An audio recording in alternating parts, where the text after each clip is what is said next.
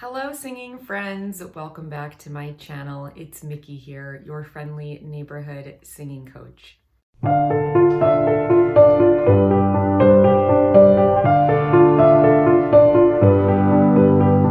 Today I'm going to be doing a patron reaction request, and he asked that I looked at a band called Yousei Teikoku, or Fairy Empire, who are also known as Das Fienreich, and their video Astral Dogma from the year 2014. He says, I found the video very fun, especially for the goth metal genre, and I totally want that guitar. I know very little about them, so I had to go to Wikipedia and TV tropes for much of this. They've actually been around for a while, as they first started in 1997 with Yui, the Dictator for Life, and Tachibana, Captain. As they added more members, the new guys are given a rank by Yui. In 2013, they scored a bit of a coup by adding Shiren for lead guitarist. Shiren was one of the original members of Baby Metal's Kami band. Their gimmick is that they're preparing the world for takeover by fairydom. I guess our new queen will be Tinkerbell, and they're doing this by propaganda, and perhaps the most evident of this gimmick being their song Patriot Anthem. Yousei Teikoku is a bit like Garnadelia in that one person is prominently the face of the band. In this case, it's their vocalist Yui, and like Garnadelia, they've also done quite a lot of songs in anime and video games, with Yui actually doing some voice work in some shows and games. They've had turnovers over the years, with only Yui being the last original member. So this is a lot of great background information. Thank you so much to my patron. You know, just reading this is just incidental, but it always makes me a little bit nervous when I hear like Reich, you know, and like dictator and wanting to like take over the world through propaganda. It kind of gives me like fascist vibes a little bit. I'm sure that that's like incidental to their overall message. Just as a Jew, that makes me a little bit nervous. Just wanted to like bring that up as like a first impression, but I'm sure they don't mean anything by it, and there's no like darker, sinister kind of implications, but I just wanted to take note of that because that stuck out at me. But obviously fairies don't seem very threatening, so I shouldn't necessarily feel nervous, I guess, if they're adopting some of the language of like, you know, the Nazis, but still makes me a little nervous. All right, so with that being said, obviously I'm gonna stop it at least once. It's a long song. It is 6 minutes long, so I'm just gonna stop it a couple of times so that I don't get blocked or flagged, because, you know, YouTube has been very strict with some of these things, or whoever the copyright holder is. But I will put the uninterrupted video in the description box below if you want to check that out before or after watching this video. And I'll put all of my other relevant links there. So if you want to take a lesson with me, I teach piano and singing, and I also have online self-paced courses. I'll put those links there. And also there's 2 ways that I accept requests for reaction videos. So if you want me to do a video in response to a song or band of your choosing, you can find out the information of how to get me to do that down below as well. All right, so that's all my announcements. Now let's jump right in and check out the official video for Yousei Teikoku Astral Dogma from 2013. It says audio CD release date was 2013.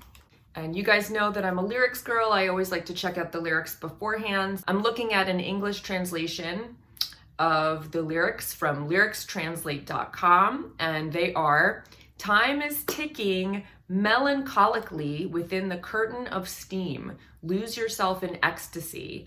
The piles of gold bars stacked high masqueraded as skyscrapers in the night. The rusted brass were layered with gold leaf. The metropolis of illusion is falling into collapse. The princess lamented over the compensation of the world's pathetic golden era. She decorated her body with the vanity of the Romanesque, burnt for the first time in the nude. If you decipher the revelation from the stars, it will lead you to what's more than world that you know. The original word that was revealed and inscribed, the ending world, The concealed words of the last days, the flourished world. The swaying ether, space element of fire, the void of reincarnation paired with the Akasha phantom of the slumbering astral life, spelled the name Ripika and naming herself with it. An old parchment of the hanging gardens was left by her father. It smelled of the sweet osmanthus. The running ink wrote the last message of his dying moments. Dear my respectable daughter, my time is over. I have delayed the spinning of the gloomy future. No one can achieve honor and glory so easily. Your desires, will they be your downfall and a shadow of what you once were? The presence of a god deceives us, only saving those who rely and revered them. The evolution has stopped, for the people had gone unaware. Her decorated carriage shimmered by the bonfires, the golden steam illuminating the city. So these are very cool lyrics, very evocative, a lot of really interesting metaphors and imagery. It sounds like mythological tales, and it almost sounds like it's telling about like the end of an empire when everything is really like bloated and you're paying homage to the wrong things, like wealth just for the sake of wealth and forgetting deeper values, and that's causing society to crumble, like kind of like the end of Rome, you know, like Caligula or something. That's kind of how it reads to me. You know, there's always like this added element of obfuscation when you're translating from another language, because phrases don't translate one-to-one usually. There are things that are peculiar to each individual language. And so not only are we reading these lyrics that are couched in all these different metaphors, but it's also coming from a translation. So it adds another layer of having to translate, you know?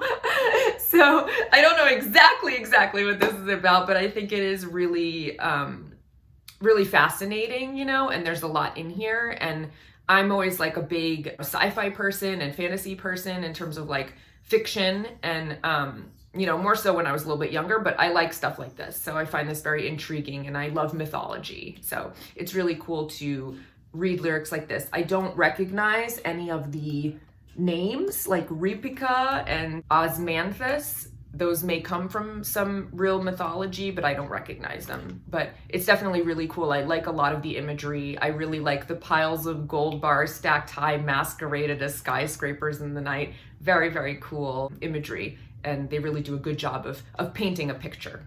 All right, so let's check it out. I'm excited to hear this.